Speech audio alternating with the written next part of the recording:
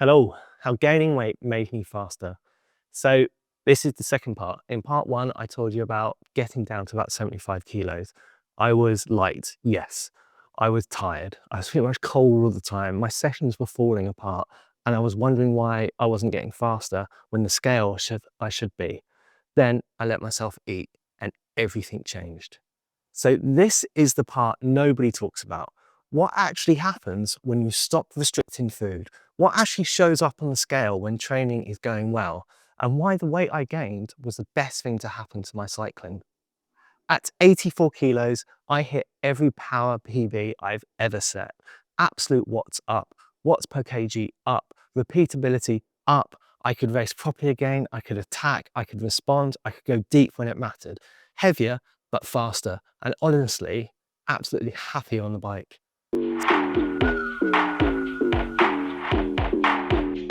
So let's talk about what's actually happening when the scale goes up during good training, because it's probably not what you think. When I stopped trying to stay light, I didn't just eat more, I changed the whole approach. Hard sessions got carbs before, during and after. Long rides got food on the bike. I stopped finishing rides empty and hoping that would somehow make me leaner. That lines up with endurance nutrition research showing that training quality and adaptation track carbohydrate availability, not body mass. Low glycogen availability consistently reduces power output and session completion, even when total calories look adequate. I added strength works, heavy squats, deadlifts, proper loading, not just core stability circuits. For me, this was usually 2 to 3 gym sessions a week, never more than about 45 minutes. That constraint forced me to be selective. Big lifts, long rests, no fluff. I made a point of putting gym sessions after my hardest interval days. The logic was simple: stack stress on the same day, so recovery days stayed recovery days. That protected the overall recovery rather than spreading fatigue across the week. There's one more thing I should mention here because it really matters to me: creatine. I did a short load of creatine monohydrate, about 20 grams a day for a week or so, then 5 to 10 grams a day after that. I stopped fearing the scale. I weighed myself occasionally, not daily, and when the number went up, I didn't panic. I asked, how's my power? How do I feel? How are sessions going? The answers were, power's up, I feel good. Sessions are better than they've been in years. So why would I care that I'm 9 kilos heavier than my race weight? Here's what nobody explains clearly. When you train properly and eat enough, your body doesn't just get fitter, it does get heavier. Not because you're gaining fat, because adaptation has mass. Glycogen and water. Your muscles store carbohydrate as glycogen. It's your primary fuel for efforts. When those stores are full, you're ready to perform. When they're empty, you're not. And glycogen binds with water, roughly 3 grams of water for every single gram of glycogen. A well-trained cyclist can store 4 to 500 grams of glycogen across muscle and the liver. That alone can account for 1.5 to 2 kilos of body mass. This is well established in sports nutrition research. Burke and colleagues showed years ago that performance tracks glycogen availability, not the weight on the scale. The water comes with the fuel. You do not get one without the other. When I was 70 odd kilos, I was pretty much chronically glycogen depleted. Yes, light on the scale, completely empty in the legs. Some of the weight I lost was the fuel I needed to actually perform. Now, creatine. I love creatine, like, for so many reasons, but it does pull water into the muscle cell, but that increases the phosphocreatine availability. It does show up on the scale, but it also shows up in repeatability, sprint power, recovery between efforts, and when you're in the gym. So yes, some of the weight I gained early on was water, but it was water inside muscle, supporting performance, not fat. And this isn't controversial. Creatine is one of the most studied supplements in sport. The weight gain is expected. The performance benefit is the reason people take it, along with mental health benefits, cognitive enhancement, so many reasons for taking creatine. Endurance training increases blood plasma volume. More plasma means better oxygen delivery, better cooling, more stable cardiovascular responses. Classic work by Convertino and late reviews by Salker show plasma volume can increase by 10 to 20% with consistent endurance training. It does not move the scale dramatically, but its performance impact is pretty much disproportionate to its mass. And this is especially true if you're doing heat adaptation sessions, because you're drawing more water in that way, and that's how you get the boost. That's how the heat works. Now, muscle, if you're doing strength work, you build contractile tissue, the stuff that produces the force, the stuff that produces watts. Muscle is far denser than fat. You can get heavier and leaner at the same time if what you're adding is muscle. So when I went from 75 kilos to about 84, what actually changed? Multiple things. I restored the glycogen stores I've been running chronically low. My body finally had the resources to adapt to training. I added muscle through strength work, and yes, probably some fat too. Now this is probably where it helps to actually add it up so you can see where my added weight came from. So glycogen and water, maybe 500 grams of glycogen, so that's 1.5 kilos of added water, let's say 2 kilograms. Intracellular water, and that's also going to include creatine and hydration. Quite a conservative figure here, let's say 1.5 kilograms from the creatine. Plasma volume. Now, yes, heat adaptation did add a bit of weight on it, draws the water in. Most research will say it's about 0.3 to 0.7. So let's just go 0.5. There we go. Now, muscle. So there was a lot of gym work. Perhaps I was quite under muscle to begin with. So let's say an extra 2 kilograms. Now, yes, there would have been fat, definitely some fat added on. Now remember that was what, 10 kilos, maybe 9 kilos of added weight. What we at 6 there. So let's say 3 kilograms of fat. Remember, this here, this added weight, that is only the denominator, the bottom number of the watts per kg, that number there. Now, what if we look at the numerator, the top number? So here we go, 1 minute, 5 minute, 20-minute power. In May, 490 watts for a minute. 5-minute power, 350 watts. 20-minute, it was a little bit low, 285 watts. Now, this is the exciting bit. So that 490 then became 600, which is what, an increase of 110 watts overall. The 5-minute came 440. So what's that? That's 90 watts. So absolute raw power. 20-minute became 375. So a fairly big increase. What's that? Another 90 watts. So you see, actually, the biggest difference came in my 1-minute power, which probably makes sense because there was a lot more muscle mass there. Now, this is all well and good, absolutely. But what about the watts per kilo? Okay, so if we work it out, this here now becomes 0.5 watts per kilo, 0.5 and 0.6 watts per kg. So yes, the absolute watts went up, but more importantly, the watts per kilo did too. So the ratio went in the right direction, power over weight. And that matters because none of the mechanisms I've described fully explain a 9-kilo change on their own. It's about recognizing that the performance outcome improved despite the scale going up. The scale went in the wrong direction. Everything that mattered went the right direction. It was the ratio that mattered, the power over weight. Now, your body isn't stupid. There was a mindset shift that made a huge difference for me. I stopped treating my body like something to control and started treating it like a system trying to help me. When you're hungry, that's not weakness, that's information. When sessions feel harder than they should, that's not a lack of discipline, that might be inadequate fueling or inadequate recovery. When the scale goes up during a period of good training, that might not be a problem. That might be adaptation. In reality, the physiology is simple. The system does not have enough energy to do what you're asking of it. The athletes who fight their bodies constantly by restricting or overriding the signals, forcing it, they often end up injured, burnt out, or stuck.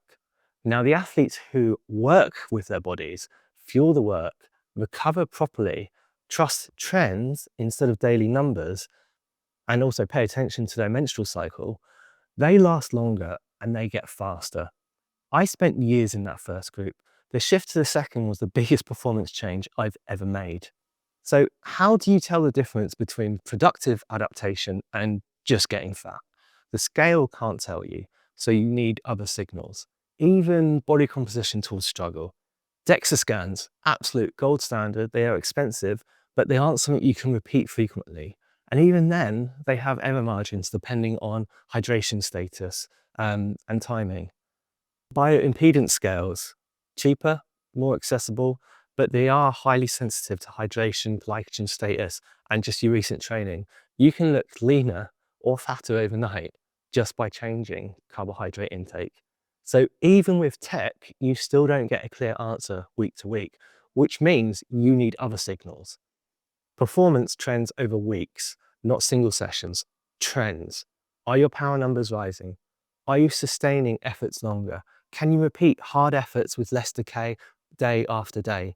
Durability research shows fatigue resistance is a stronger predictor of race performance than fresh FTP alone. This is why athletes who test well can still race badly. How do you feel? Do you have the energy for training? Are you recovering between sessions? Do you actually want to ride your bike? At 70 odd kilos, I dreaded the bike. At 84, I look forward to it. That tells me something. Recovery markers for women, cycle regularity, for men, libido, mood, persistent fatigue. These are recognized markers of low energy availability in IOC consensus statements. They are not lifestyle details, they are physiological signals. And here's the honest answer. If you're training consistently, fueling properly, doing strength work and sleeping enough, you're probably not getting fat. For most amateur cyclists, the bigger risk is underfueling, not overeating. Here's what actually changed in how I eat. Carbs around training, before, during and after, especially for hard or long sessions. Endurance performance research is absolutely unequivocal here. Carbohydrate availability is the primary limiter of high intensity work, not protein, not supplements, carbohydrate. More food on hard days. I stopped eating the same amount regardless of training load. On the days I was training more, I'd increase my intake. Every session on the turbo now had carb mix in a bottle and a gel on the side. And guess what? That last 5-minute effort often felt the easiest. Protein consistently, roughly 1.6 to 2 grams per kilo of body weight across the day. Here's a trick: a scoop or two of protein in the morning and the evening, or Greek yogurt with your breakfast. Once you start paying attention to your intake, it quickly adds up. Meta-analysis by Morton and Phillips show this range maximizes muscle protein synthesis in trained athletes without displacing carbohydrate intake. Low carbohydrate approaches might have a place, but not alongside the majority of endurance training. Low carbohydrate availability has been linked to impaired bone turnover, immune suppression, and reduced training adaptation, even when total calories appear sufficient. I train hard, I need carbs. If you want to train hard, you need the carbs. I'll just add to this as well. Start slightly tracking your daily intake, comparing it against your expenditure on the bike and your estimated BMR just for a week. And you'll actually be surprised how difficult it is to fuel effectively. And you'll quickly realize how wrong you've been getting things. Strength training was a big part of this. As I mentioned, for years, I avoided the gym. I thought it would make me even heavier and slower. If I did go, it was just a lot of core work, light resistance bands, not actually doing anything. And then more and more research started becoming available. Heavy strength work can actually protect muscle during heavy endurance training. It provides a signal to retain that contractile tissue. Strength work can improve force production, sprint power, acceleration, short climbs. Strength work can improve durability. Reviews by Ronstad and Majika show that properly integrated heavy strength training improves endurance performance, but only obviously when volume is controlled and recovery is protected. For me, that meant 2 to 3 sessions a week in the winter and never more than 45 minutes. I was always selective. Heavy lifts, long rests, no junk volume, and crucially, gym sessions followed my hardest interval days. Intervals in the morning, strength training in the evening. That clustering approach is supported by lots of recovery management research. Concentrating the stress protects true low stress days rather than turning every day into medium fatigue. During periods of racing, I dropped to 1 session a week for maintenance, squats, deadlifts, overheads, bench. Did it make me heavier? Yes. Did it make me slower? Absolutely not. For me, it made me faster. Because obviously, we've all got our own preference for this, but for crit, night and day, better acceleration, better positioning, less getting pushed around, which helps because I already have a big enough problem getting bullied by riders half my age. Like seriously, have some respect, treat your elders well, let me just skip a few turns, you know, track, points and scratch races, that's where I felt it the most. Those races reward that repeatability and the ability to produce power late. Creatine probably mattered here too, not for the endurance in the classic sense, but for those repeated accelerations, coming off the front, doing a turn, kicking late again in the points and scratch races. So we're not just talking peak numbers, but constant high numbers. Road races, yes, long climbs still hurt, but I'm far more durable, I'm more useful in breaks, and I'm actually able to race the finale. The trade-off is real, but then I wasn't winning mountain races at 75 kilos either. I was just weaker everywhere else. So I'm going to say to you now what I wish somebody said to me much earlier. You're allowed to be heavier than you think you should be if your performance supports it and your health markers are good. Pro cyclists, we look at them, yeah, they are super lean, but only at very specific times, under very specific conditions. That is not a year-round template, and it's not something amateurs should try and inspire to be. If your weight is up and your power is up and you feel good, that's a success. You're also allowed not to be a climber. Some bodies are built for power. That is not a flaw, that's a feature. I wasted years chasing a lighter version of myself that was always slower. Here's the practical summary. Learn from me. Fuel the work. Lift heavy, but selectively. Cluster the stress. Protect that recovery. Track trends. Don't obsess over daily numbers. Listen to your body, really. Listen to those physiological signals and be patient. You can lose a bit of fat mass, yes, but it's not something that's going to happen overnight. Same way that we have to build power slow, we have to lose that fat slow. There's no quick fixes here. Accept your building context. You will progress, I guarantee. If this helped, subscribe. There's going to be more in training, racing, and the stuff that actually makes you faster coming up. And I've also got a couple of months worth of videos already posted.